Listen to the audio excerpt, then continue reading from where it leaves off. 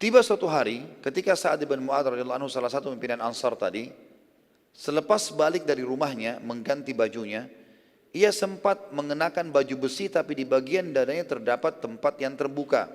Jadi Sa'ad bin Mu'adz ini rupanya setelah beberapa hari diparit, dia izin dengan Nabi SAW, ya Rasulullah saya mau pulang ke rumah, gerah mau mandi segala macam mau ganti baju. Nabi SAW silakan, pulanglah Sa'ad bin Mu'adz radhiyallahu anhu. Waktu dia pulang ke rumahnya, rupanya dia ganti semua bajunya, dia ganti juga baju perangnya. Baju besinya di bagian dadanya ada yang terbuka, ya, tidak ada besi di situ. Pada saat dia mau balik ke parit, sempat dilihat oleh Ummul Mukminin Aisyah radhiyallahu anha. Dalam riwayat Sahih dikatakan, maka Aisyah berkata, aku khawatir baju tersebut bagian dadanya akan membahayakannya. Karena saat lewat di depan rumah Nabi SAW menuju ke parit, Aisyah sempat melihat sepintas, lalu terlihat baju perang itu. Terlihat karena orang baju perang besinya dari lehernya sampai ke terturun sampai ke perutnya, gitu kan. Maka Aisyah mengatakan, saya khawatir ini malah bisa membahayakan Sa'ad. Subhanallah, ketika Sa'ad sudah masuk lokasi parit, tiba-tiba ia terkena di sekitar dada itu sebuah anak panah yang membuatnya akhirnya terjatuh dan berdarah. Lalu para sahabat segera membawanya ke Nabi alaihi salatu wassalam. Nabi SAW lalu mencabut anak panah tersebut dan darah keluar dengan deras dari arahnya.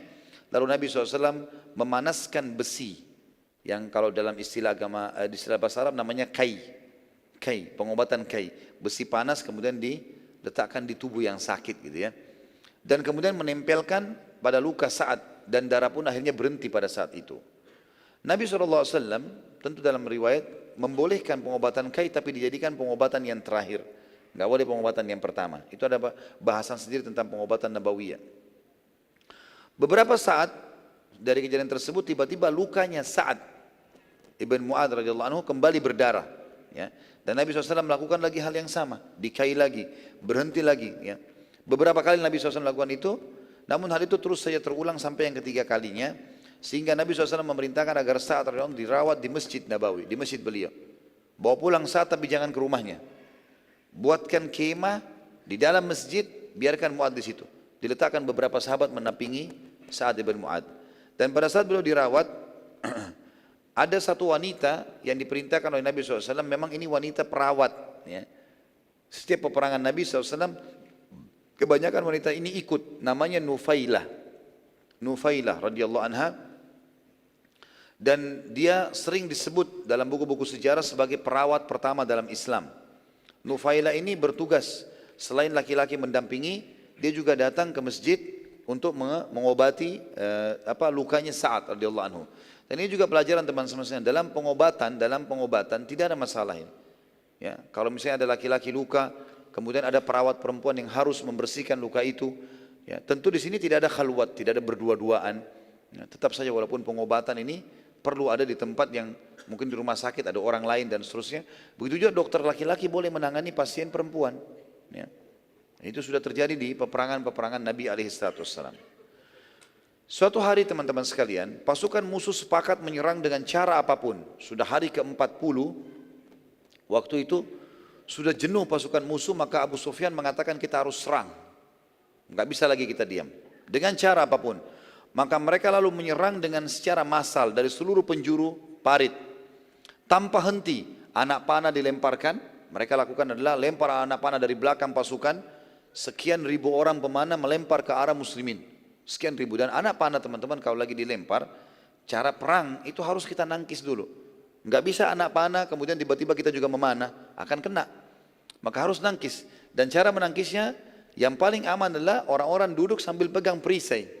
Sehingga anak panah itu tidak kena. Kalau berdiri bisa kena kakinya, bisa kena pahanya.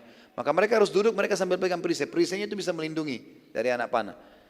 Orang-orang Quraisy mengatur strategi di hari ke-40 itu, sekian ribu pemanah harus memanah non-stop dari pagi sampai malam, non-stop, lempar semua anak panah. Ada orang yang produksi anak panah, beberapa orang disuruh produksi sekian 1000 orang buat anak-anak panah, sekian ribu orang memanah terus. Sisi yang lain di depan para pemanah ini melempar panah kalau jarak jauh dibuat kayak mencekung begitu ya, jadi bukan dipanah lurus tapi dibuat mencekung. Dan ini memang ada keterampilan khusus. Di depan mereka, di depan para pemanah ini, itu ada pasukan kuda, sekian ribu juga jumlahnya. Apa yang mereka buat?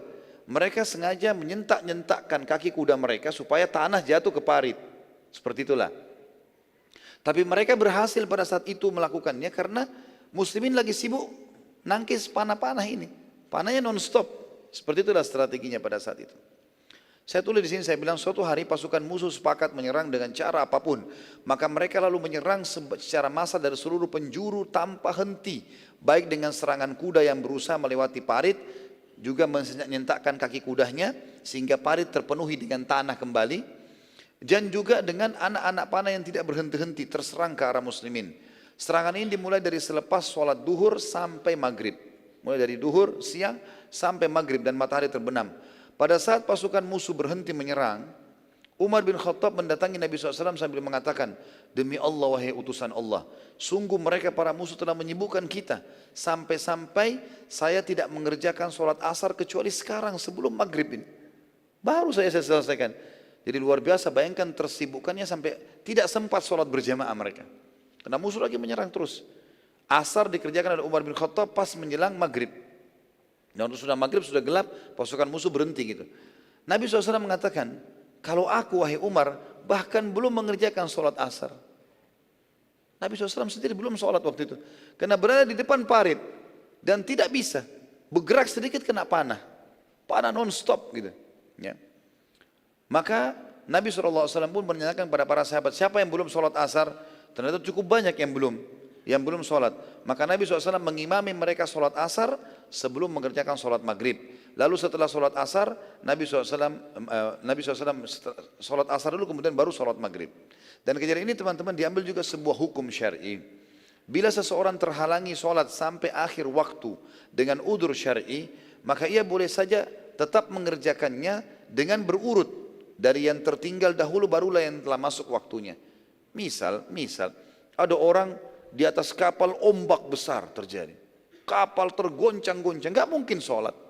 Gimana caranya? Dia harus berpegang. Kalau enggak ini bahaya, bisa berbahaya buat dia. Misal terjadi ombak dari waktu sholat sehingga tiba waktu sholat yang setelahnya.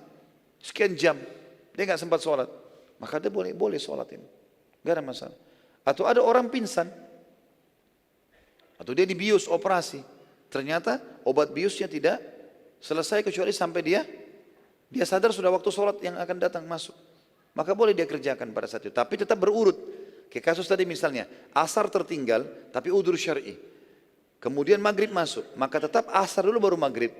Nggak boleh maghrib dulu. Tetap berurut walaupun dia sudah lewat waktunya. Tapi ini sekali lagi ya teman-teman sekalian, orang yang punya udzur syar'i. Udzur syar'i, jangan dikarang-karang.